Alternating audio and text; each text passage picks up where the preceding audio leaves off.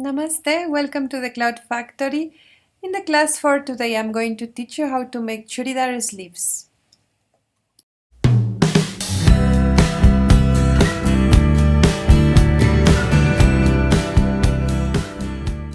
Subscribe to my channel and click on the bell button so you will receive a notification every time I upload a new video.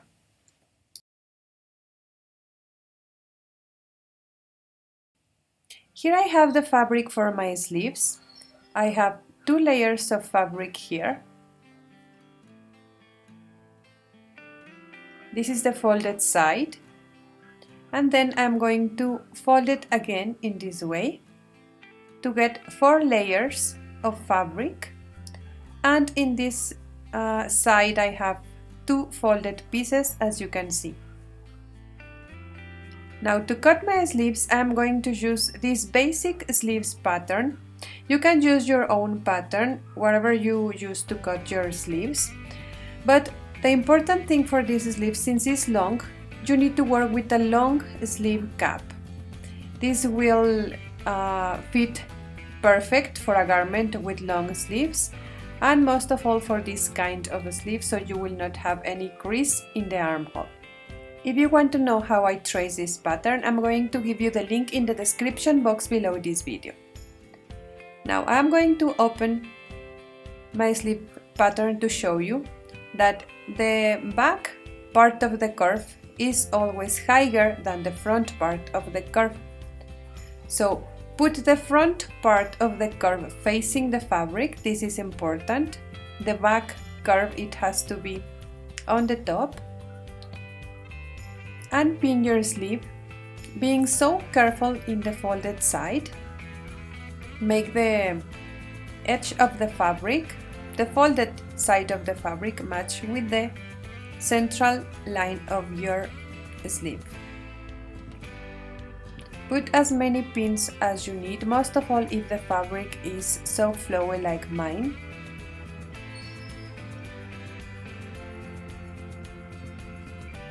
And also put enough pins in the curves. This is so important.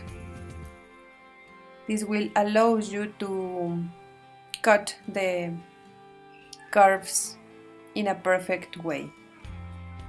Because remember, we have a minimum difference in those curves, so we want to make it perfect. I'm going to pin also my fabric here to keep all the layers together. And now here in the base of my sleeve I have 4.5 inch.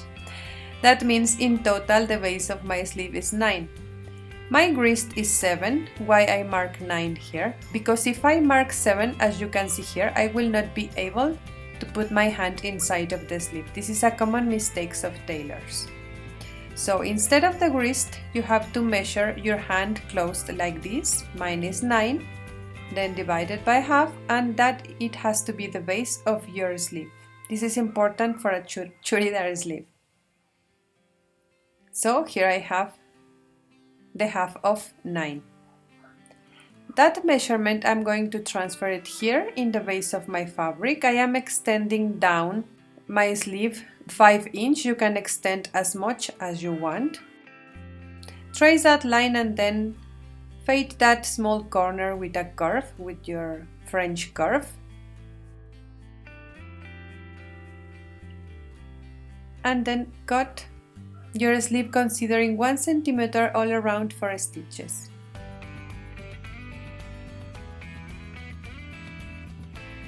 Now remove your pattern and extend your both sleeves. Be sure it's completely aligned with each other. Then put your pattern on, pin it on the top, and remove the excess in the front curve, keeping only 1 centimeter for stitches. I finished the edge of my fabric on the sleeves with an overcasting foot, folded like this by the central line, and mark with a pin the front curve, which is, remember, the shorter one. Do the same in your both sleeves.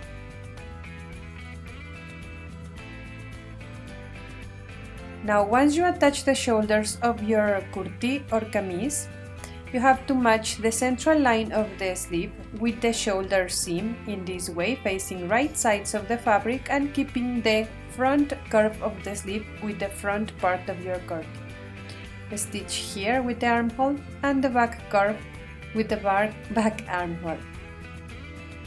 Now stitch the side of the inner part of the sleeve and the side of the kurti. And when you close your sleeve, you have to put inside two fabric loops, as you can see here. And 1 inch away from the loops, you have to stitch 2 of our fabric buttons.